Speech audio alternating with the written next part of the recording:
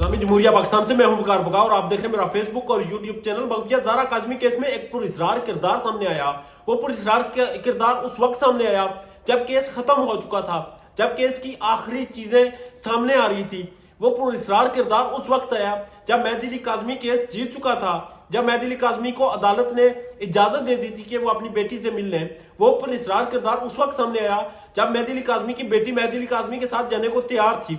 वो पुरइसरार किरदार तब सामने आया जब अदालत के पास 5 घंटों की वीडियो रिकॉर्डिंग मौजूद थी, जो बाप और बेटी और माँ और बहनों की एक खुशगवार मुलाकात हुई। उस पुरइसरार किरदार ने इस सारी मुलाकात को देखा और उसके बाद, बल्कि उससे पहले, वो जिब्रान नासर, वो मेहदी काज़मी, वो दिगर लोगों के पास जाती रही और कहती रही कि मुझे आपके साथ में चलना चाहती हूँ, मैं इस ज़हीर और इसके सारे खानदान को फना कर दूंगी, मैं लोगों को फांसी के फंदे तक पहुंचा दूंगी। इन्होंने जुल्म किया, इन्होंने बर्बरियत की।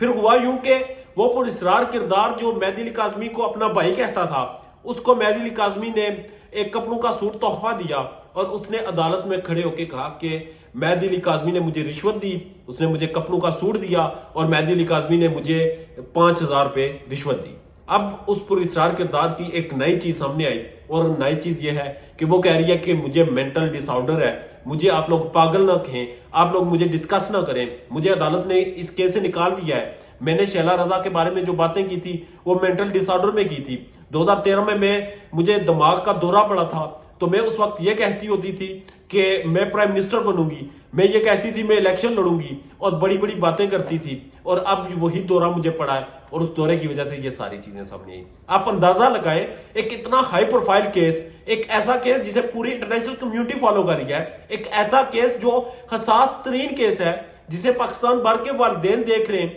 जिसे जजेस खुद कहते हैं कि हमारी फैमिलीज देखती हैं, हमारे बच्चे हमसे पूछते हैं कि बाबा इस केस का फैसला क्यों नहीं हो रहा। एक ऐसा केस जो इस वक्त पाकिस्तान का एक टेस्ट केस बन चुका है, एक ऐसा केस जो पाकिस्तान की तारीख बदलने जा रहा है, एक ऐसा केस जो अदालती तारीख में पहले कभी नहीं हुआ।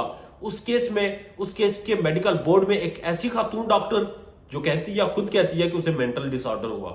मेंटल डिसऑर्डर होना कोई बुरी बात नहीं, ये हर किसी के साथ हो सकता है।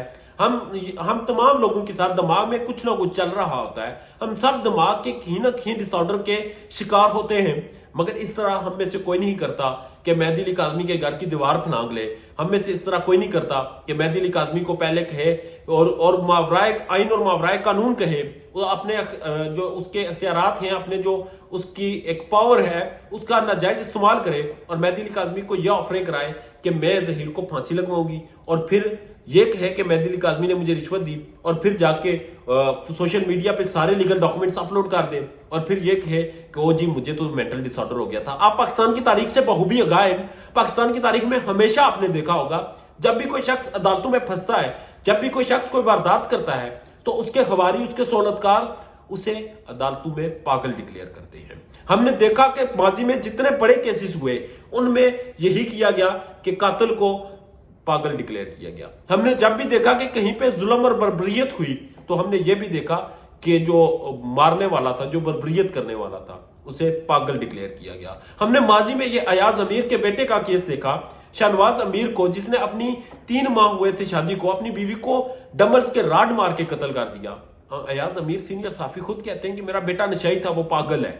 हमने ये देखा कि अदालती तारीख में जब भी कोई ताकतवर फंसा, उसने अपने आप को पागल डिक्लेयर किया। उसी तरह ये डॉक्टर फातिमा, इंतहाई में इज्जत के साथ उन्हें डॉक्टर फातिमा कहता हूं, उन्होंने अपने आप को जो मेंटल डिसऑर्डर डिक्लेयर किया है, जो अपने आप को वो ये कह रही हैं कि मैं अब मुझे दिमागी मसला हो गया था, तो जिसकी वजह से मैंने ये किया, तो ऐसे नहीं चलता। इस तरह के कामों में ऐसे नहीं चलता, क्योंकि मेहदी अली काज़मी जिसके पीछे पड़ता है वो उसे घर तक छोड़ के आता है। तो डॉक्टर फातिमा को देखकर अब बहुत को नसीहत होगी और बहुत से ऐसे जो इस चक्कर में थे कि वो इस केस में स्पेयर हो जाएंगे, जो इस केस में वारदातें करके बच जाएंगे, आज उनको पता चल गया होगा कि कितने 20 का 100 होता है। अपना ढेर ज़्यादा ख्याल रखिएगा और इस केस की मजीद अपडेट्स के लिए मुझे फॉलो करते रहिएगा।